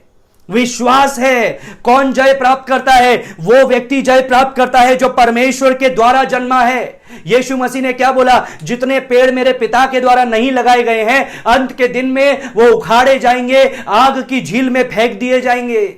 ये चीज हम लोगों ने देखी भी है प्रकाशित वाक्य के अध्ययन से। यहां पर यीशु मसीह बोल रहा है जो पिता परमेश्वर से उत्पन्न हुआ है, जो परमेश्वर से उत्पन्न हुआ है, वो संसार पर जय प्राप्त करता है। इट्स अ लाइफस्टाइल, ये एक लाइफस्टाइल है, जीवन शैली है कि हम जय प्राप्त करते हैं, जय प्राप्त करेंगे नहीं, जय प्राप्त करते हैं यदि हम उससे उत्पन्न हुए हैं। और यहां पर लिखा है वह संसार पर जय प्राप्त करता है, और वह विजय जिससे संसार पर वो जय प्राप्त होती है वो क्या है? वो क्या है? पास्टर को लाखों रुपए का चेक लिख करके देना नहीं, जा करके मन्नतें मांगना नहीं, वेलंकनी में जाकर के बाल उतारना नहीं, जगह जगह जाकर के मूर्ति पूजा करना नहीं, घुटनों के बल माउंट मेरी के सामने घुटने रगड़ना नहीं। किसके द्वारा? विश्वास से वो जय प्राप्त होती है, विश्वास से वो जय प्राप्त होती है। It is by faith in the person of Jesus. It is by faith in the provision of the gospel. That is the main issue. वही है मुख्य मुद्दा, वही है मुख्य मुद्दा। तो कौन है जय प्राप्त करने वाला? वही है जय प्राप्त करने वाला जो विश्वासी है, परमेश्वर के द्वारा जन्मा है। प्रकाशित वाक्य 2:7 याद है, जहां पर उसने बोला जो जय प्राप्त करेगा मैं उसे जीवन के फल को, जीवन के पेड़ के फल को मैं उसे दूंगा, और वो स्वर्ग में मेरे संग होगा। प्रकाशित वाक्य 2:11 के अंदर 2:7 में यह लिखा है, 2:11 में लिखा है he who overcomes shall not be hurt by the second death. जो जय प्राप्त करेगा वो दूसरी मृत्यु से सताया नहीं जाएगा। क्यों? क्योंकि वो पहला पुनरुत्थान में आएगा। 2:26 में लिखा है जो जय प्राप्त करेगा मैं उसको राज्यों पर अधिकार दूंगा, वो लोहे के छड़ को, लोहे के राजदंड को लिए हुए राज्य करेगा, वो उसको मैं परमेश्वर पिता का अधिकार दूंगा। प्रकाशित वाक्य 2:28 में लिखा हुआ है जो जय प्राप्त करेगा मैं उसे I will give him the morning star, मैं उसे भोर का तारा दूंगा। भोर का तारा मतलब क्या है? I will give him Christ, मैं उसको मसीह दे दूंगा, मैं उसको अपना स्थान दे दूंगा, उसको लीडरशिप, रूलरशिप दे दूंगा, मैं उसको सामर्थ्य दे दूंगा, मैं उसको अधिकार दे दूंगा, मैं उसको परमेश्वर के उस स्थान में लेकर के जाऊंगा, मैं उसको जीवन के पेड़ का फल खिलाऊंगा। It all talks about glory. ये सारी चीज महिमा को बताती है। For example read chapter number 3 also, प्रकाशित वाक्य 3 भी पढ़िएगा, वहां पर भी लिखा है कि जो जय प्राप्त करेगा उसको क्या क्या होने वाला है। So who is going to be in heaven? स्वर्ग में कौन होने वाला है? Those people who have seen the character of their soul is thirst. जिसका जीवन का जो प्यास, जो आत्मा का प्यास, उसका चरित्र है। एक ऐसा व्यक्ति जो अपने पाप को पहचानता है, जो परमेश्वर का वचन बोलता है टूटा हुआ और पिसा हुआ मन यहोवा के सामने ग्रहण योग्य है, जो मॉरली बैंकरप्ट है, जिसको पता चल जाता है कि मैं नैतिक रीति से परमेश्वर के सामने भ्रष्ट हूं, परमेश्वर के सामने पापी हूं, जो परमेश्वर के सम्मुख आता है दीन होकर के, दरिद्र होकर के, नम्र होकर के परमेश्वर के चरणों में आता है, और जो ये जानता है कि परमेश्वर ही उसे संतुष्ट कर सकता है, जो जीवन के जल के लिए वास्तविकता से प्यासा है, जो सचमुच में मसीह का जो विश्वास है और मसीह पर जो विश्वास है उसको कार्य में लागू करता है, जिसका विश्वास it's not only about the profession of faith but he has the possession of faith. उसके पास में सिर्फ विश्वास का वचन बोलने का नहीं है कि बातों में विश्वासी, काम से अविश्वासी, चर्च में दूत, घर में भूत, ऐसा नहीं। जो सचमुच में वास्तविकता से मसीह पर विश्वास रख करके उस विश्वास को कार्य में लागू करने वाला होता है। नए नियम में बताया जाता है 2 चीजें जरूरी है उद्धार प्राप्त करने के लिए, मन फिराओ, और दूसरा है परमेश्वर के पुत्र यीशु मसीह पे विश्वास। और आप बोलेंगे ये तो मैं करता हूं, करते तो सब हैं। परमेश्वर का वचन बताता है याकूब की पत्री में दुष्ट आत्मा भी विश्वास करती है, थरथराती है, कांपती भी है, लेकिन उसका उद्धार नहीं होता है।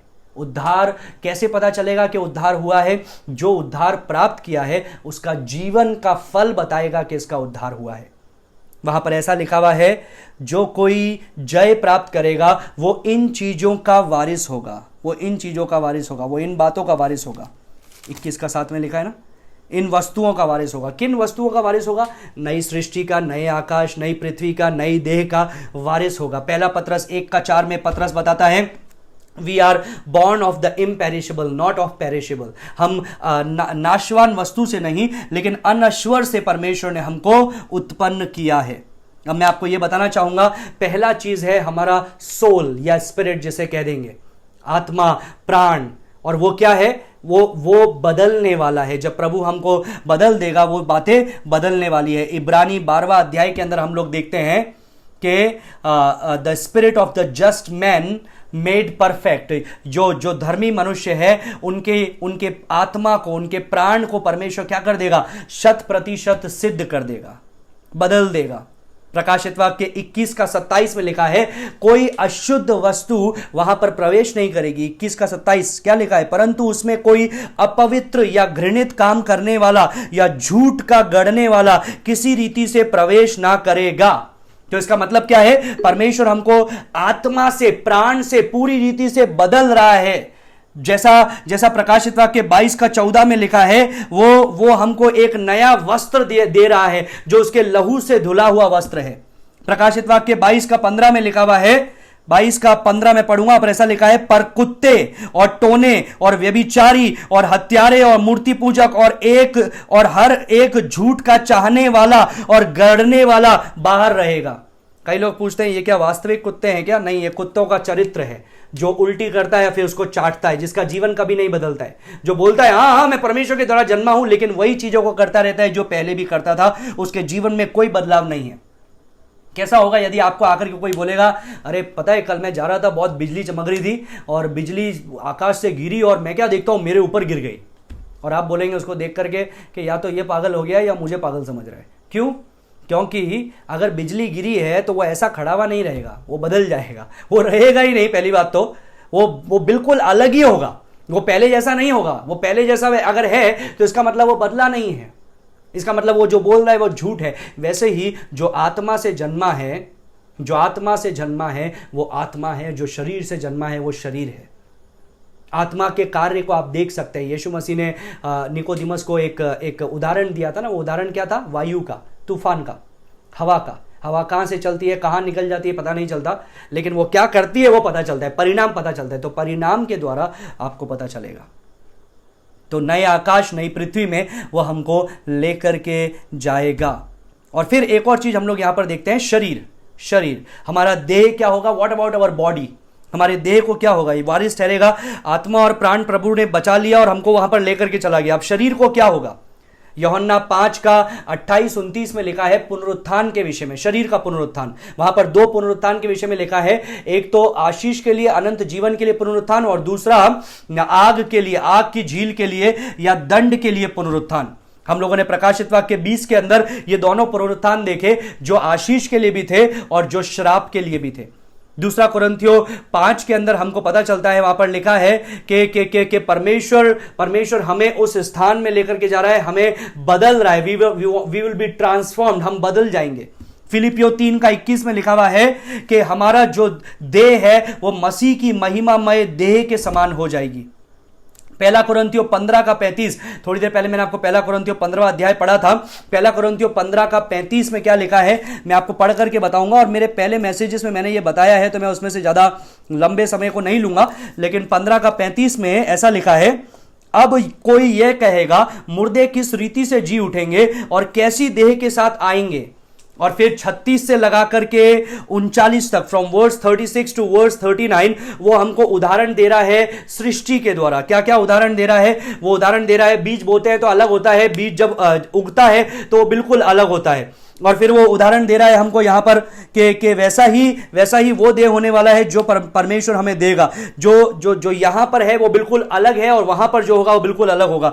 फिर 40 और 41, वर्ड्स नंबर 40 एंड 41, पहला कुरिन्थियों 15 का 40 और 41 में वो बता रहा है, ही is giving us a contrast. वो हमको एक कॉन्ट्रास्ट बता रहा है, विभिन्नता बता रहा है कि यहां पर देह कैसी है और वहां पर कैसे होने वाली है।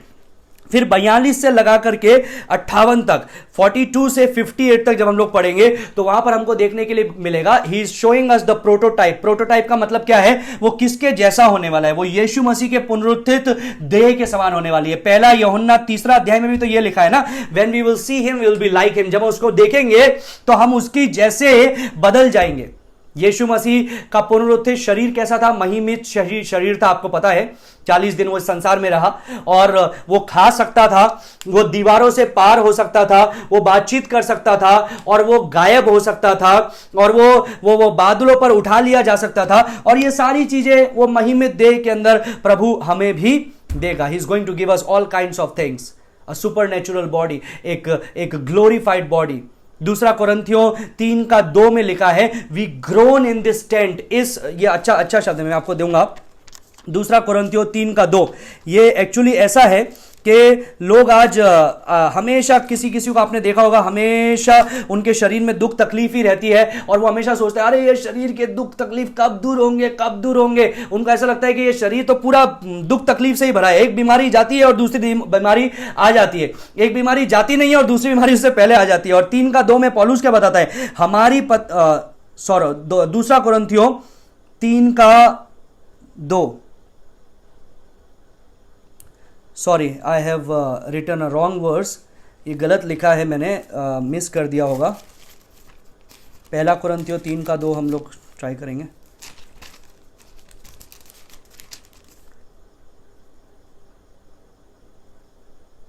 सॉरी, पहला कोरिन्थियों 3:2 में भी नहीं है, लेकिन वहां पर पौलुस इस प्रकार से बताता है हमको कि we groan in this tent and we have a longing to be clothe with our habitation which is from heaven, जो स्वर्ग से है। इस प्रकार से बताता है that we groan in this tent. ये जो शरीर के अंदर हम लोग दुख और पीड़ा उठाते हैं, let me quickly find out for you, may be if I can it is 5:2, 5:2, पहला कोरिन्थियों उसका 5वां अध्याय और उसका दूसरा पद। दूसरा कोरिन्थियों नहीं है, या दूसरा कोरिन्थियों 5:2, 3:2 नहीं है, 5:2, दूसरा कोरिन्थियों 5:2। वहां पर ऐसा लिखा है, इसमें तो हम कराते और बड़ी लालसा रखते हैं कि अपने स्वर्गीय घर को पहन लें। हम अपने स्वर्गीय घर को पहन ले। We will be clothe with our habitation which is from heaven. जो स्वर्गीय देह है, स्वर्गीय घर है, उसको हम पहन ले। Now what is who is going to be there? कौन होगा वहां पर? वो व्यक्ति जो धार्मिकता से ढका हुआ है, वो व्यक्ति जो उस पर विश्वास करता है, वो व्यक्ति जो उसके द्वारा जन्म लिया है, वो वहां पर होने वाला है। और वहां पर इस प्रकार से लिखा है, 21:7 में फिर से आएंगे प्रकाशित वाक्य में, वहां पर ऐसा लिखा है, मैं उसका परमेश्वर होऊंगा और वह मेरा पुत्र होगा। प्रकाशित वाक्य 17वें अध्याय से लगा करके, उत्पत्ति 17वां अध्याय से लगा करके प्रकाशित वाक्य तक कई बार इस मैसेज को, इस थीम को, इस विषय को आप देखते हैं। और वो क्या है कि वो हमारा परमेश्वर होगा और हम उसकी संतान होंगे। यूहन्ना 1:12 याद है? वहां पर ऐसा लिखा है, जितनों ने उसे ग्रहण किया और जितनों ने यीशु मसीह पर विश्वास किया, परमेश्वर ने उनको अधिकार दिया कि वो परमेश्वर की संतान कहलाएं। It is talking about his love. वो उसके प्रेम के विषय बताता है। वो बताता है कि कैसे हम उसके संतान होंगे और उसके संतान ही उसके साथ में जाएंगे। लेकिन let us conclude here with words number 8। 8वें पद से हम लोग अंत करेंगे। 8वां पद में लिखा है 21:8 में, परंतु डरपोकों और अविश्वासियों और घिनौनों और हत्यारों और व्यभिचारियों और टोनों और मूर्ति पूजकों और सब झूठों का भाग उस झील में मिलेगा जो आग और गंधक से जलती रहती है। यह दूसरी मृत्यु है। अंतिम चीज जो हम लोग देख रहे हैं, point number 6 from verse number 8, that is the outcast, बहिष्कृत लोग। बहिष्कृत कौन होंगे, या कौन होंगे जो इसमें प्रवेश नहीं करेंगे? अब यहां पर यह नहीं लिखा है those who don't believe they are not going to enter। जो लोग विश्वास नहीं करेंगे वहां पर प्रवेश नहीं करेंगे। ऐसा भी नहीं लिखा है जो लोग प्यासे नहीं होंगे वो वहां पर प्रवेश नहीं करेंगे, लेकिन उनके चरित्र लिखे गए हैं। क्या लिखा है? उनके चरित्र के बारे में लिखा है। पहला चरित्र क्या लिखा है? डरपोक लोग। अभी ऐसा नहीं कि अंधेरे का भय या इसका भय उसका भय। किसका भय मैं आपको बताता हूं। ग्रीक लैंग्वेज में वो शब्द है डेइलोस, DEILOS, डेइलोस, and that means what? It means what? इसका मतलब क्या है? Those who don't have any endurance, जो सहन नहीं कर सकते हैं, वो उस बीज के समान है जो कटीली झाड़ियों के अंदर पड़ा, लेकिन क्या किया? वो झाड़ियों ने उसको दबा दिया और वो फल ना ला सका। वो उस बीज के समान था जो जो एक भूमि पर गिराया गया, लेकिन आकाश के पंछियों ने आकर के चुग लिया। वो उस बीज के समान था जो भूमि पर गिराया तो गया, लेकिन उसको मिट्टी नहीं मिलने के कारण जड़ नहीं पकड़ा और इसलिए वो मर गया। इसका मतलब क्या है? इसका मतलब ऐसा व्यक्ति जो हमेशा ये बोलता रहता है, अरे मैं स्वीकार तो करना चाहता हूं लेकिन मेरे को इसका डर है, उसका डर है, ऐसा डर है, वैसा डर है। यूहन्ना ने इस प्रकार से बताया, पहला यूहन्ना 2:19, I think that is the verse, जहां पर यह लिखा है कि वो हम में से वो हमारे बीच में से चले गए क्योंकि वो हम में थे लेकिन हम में से नहीं थे। They were with us, but they were not from us. They were among us, but they were not from us. They were the cowards. वो डरपोक हैं, who don't confess Jesus as Lord, जो यीशु मसीह को प्रभु कहने से डरते हैं, जो अंत तक धीरज धरने से डरते हैं, जो आज ये कहते हैं कल वो कहते हैं। चंगाई की सभा होगी तो जाकर के हाँ यीशु मसीह मुझे चंगा करेगा, उसके बाद में कहाँ गया यीशु और कहाँ गया सारी बातें। They don't have any commitment. They don't stand steadfastly. जो दृढ़ता से खड़े नहीं होते हैं। They fear the reproach of man. मनुष्य क्या कहेगा उससे वो लोग डरते हैं, क्या होने वाला है उससे वो डरते हैं। एंड बाय द वे, आप दृढ़ खड़े हुए हो, ये एक विश्वासी का चिन्ह है। ऐसा नहीं है कि 6 साल में एक साल में 365 दिन है, उसमें से 40 दिन के जो जब रोजे आते हैं उस समय जब उपवास रखे जाते हैं 40 दिन का लेंट का समय, उस समय एकदम भक्तिपूर्ण व्यक्ति, बाकी के जो दिन है उसमें परमेश्वर से कोई लेना देना नहीं है, वो नहीं। लेकिन ऐसे जो निडर खड़े रहे, शद्रक मेशक अबेदनगो के जैसे जो निडर खड़े रहे, दानियेल के जैसे, शेर के मान में डालना है डाल दो, परमेश्वर से नहीं मुड़ेंगे। प्रार्थना करना है प्रार्थना करेंगे, मुड़ेंगे नहीं। दे हु एंड्योर, जो दृढ़ बने रहते हैं। ग्राहम स्टेन्स और उसके 2 बच्चे जो दृढ़ बने रहते हैं। ऐसे कई लोग, पौलुस, पतरस, यूहन्ना, जो दृढ़ खड़े रहते हैं। यीशु मसीह ने क्या बोला यूहन्ना 8:31 में? उसने कहा, if you continue in my word then you are my real disciple. यदि तू मेरे वचन में बना रहे तो तू मेरा असली चेला है। वो चेला नहीं जो एक समय बोल रहे हैं होसन्ना होसन्ना, दूसरे समय बोल रहे हैं क्रूस पे चढ़ाओ क्रूस पे चढ़ाओ। एक समय बोल रहे हैं हाँ प्रभु मैं तेरे साथ में आना चाहता हूं, दूसरे समय बोल रहे हैं मेरे पापा को पहले गाड़ करके आने दे। पहले समय बोल रहे हैं हाँ मैं तेरे पीछे होना चाहता हूं, दूसरे समय बोल रहे हैं नहीं मुझे तो थोड़ा जाकर के काम करना है, वो काम निपटा करके मैं आ जाता हूं। नहीं, who endure who endure who endure who stand. फिर एक और चीज यहां पर लिखा है, अविश्वासी they lack the saving faith. विश्वास तो है किसी ना किसी चीज पर, लेकिन सही विश्वास नहीं है, उद्धार के निमित्त विश्वास नहीं है। रोमियो 1:24 से 32 तक पढ़िएगा। रोमियो 1:24 से 32वें पद तक वहां पर आपको देखने के लिए मिलेगा जो जैसे यहां पर लिखा हुआ है, जो घिनौने काम करने वाला है, हत्यारे हैं, व्यभिचारी हैं, अविश्वासी हैं। अभी यहां पर एक और चीज लिखा है, हत्यारे, व्यभिचारी और टोनहों के करने वाले, टोने करने वाले, काला जादू करने वाले।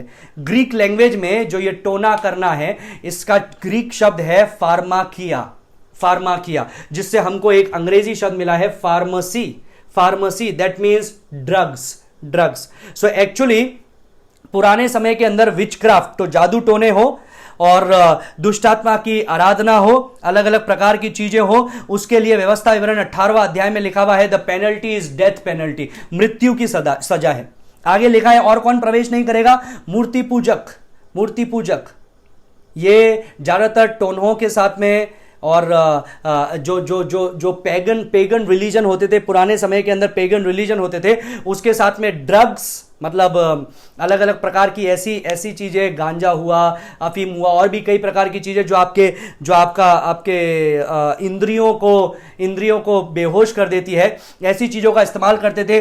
मूर्ति पूजा होती थी, अडल्ट्री होती थी, है ना, व्यभिचार किया जाता था और जादू टोना किया जाता था, और ये सारी चीजें साथ में शामिल थी मूर्ति पूजा के।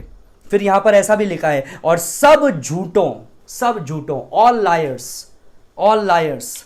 22:15 मैंने आपको अभी पढ़ के बताया कि कुत्तों का, जादू टोना करने वालों का, व्यभिचारियों का, हत्यारों का, मूर्ति पूजकों का, और जो झूठ से प्रेम रखता है, ऐसे लोगों का वहां पर प्रवेश नहीं है। 1 कुरिन्थियों 6:9 और 10 पढ़ना चाहूंगा मैं, ये विशेष पद है, लिख लीजिए। 1 कुरिन्थियों उसका 6वां अध्याय, 1 कुरिन्थियों उसका 6 और उसका 9 और 10 सुनिए। यहां पर ऐसा लिखा है, क्या तुम नहीं जानते कि अन्यायी लोग परमेश्वर के राज्य के वारिस ना होंगे? धोखा ना खाओ, ना वेश्यागामी, ना मूर्ति पूजक, ना परास्त्रीगामी, ना लुच्चे, ना पुरुषगामी, ना चोर, ना लोभी, ना पियक्कड़, ना गाली देने वाले, ना अंधेर करने वाले परमेश्वर के राज्य के वारिस होंगे। They are all outside. यहां पर साफ लिखा हुआ है पुरुषगामी, वेश्यागामी, फॉर्निकेटर्स का मतलब क्या है? शादी से पहले गलत काम करना। अडल्ट्री का मतलब क्या है? शादी के बाद में गलत कार्य करना। ऐसे लोग उस जगह पर प्रवेश नहीं करेंगे। 5 का 19 से 21 पढ़ना चाहूंगा। गलातियों 5 का 19 से 21 सुनिए। गलातियों 5 का 19 से 21 में ऐसा लिखा है, शरीर के काम तो प्रकट है, अर्थात व्यभिचार, गंदे काम, लुचपन, मूर्ति पूजा, टोना, बैर, झगड़ा, ईर्ष्या, क्रोध, विरोध, फूट, विधर्म, डाह, मतवालापन, लीला क्रीड़ा और इनके जैसे और काम हैं। इनके विषय में मैं तुमसे पहले से कह देता हूं, जैसा पहले कह भी चुका हूं, कि ऐसे ऐसे काम करने वाले परमेश्वर के राज्य के वारिस ना ठहरेंगे।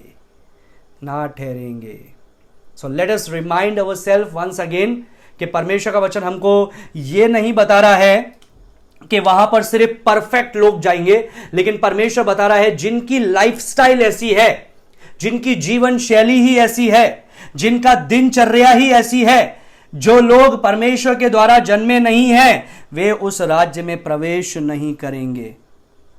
21 का प्रकाशिता की 21 का 8 के अंत में लिखा है, क्योंकि उनकी आग की क्या उस झील में मिलेंगे जो आग और गंधक से जलती रहती है। यह दूसरी मृत्यु है। ये सब कहां मिलेंगे? उस झील में मिलेंगे जो आग और गंधक से जलती रहती है, और यह है दूसरी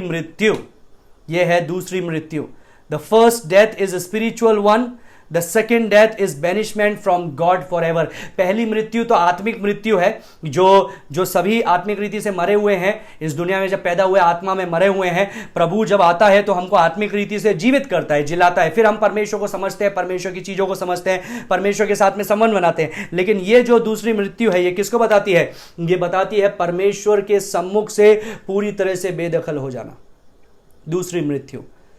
सो मैंने आपको 21 का पहले पद में जब हम लोगों ने देखा आनंददायक बातें थी, और 21 का 8 में देखा तो ये एक ऐसा भयजनक बातें हैं जो परमेश्वर का वचन हमें चेतावनी बताता है। It means that there is never a time when we lose our boldness. ऐसा समय नहीं होना चाहिए जब हम अपने निडरता को खो दें, जब हम अपने साहस को खो दें। हमारा जीवन का जो लाइफस्टाइल है वो होना चाहिए परमेश्वर के संग, परमेश्वर के निकटता में जो आनंद की भरपूरी है। 1 कुरिन्थियों 6 के अंदर लिखा है, and such were some of you, ऐसे तुम में से कई लोग थे पहले, लेकिन प्रभु ने वहां से हमको बचाया है। तो मुझे बताइए, क्या कुरिन्थियों की कलीसिया परफेक्ट थी? नहीं।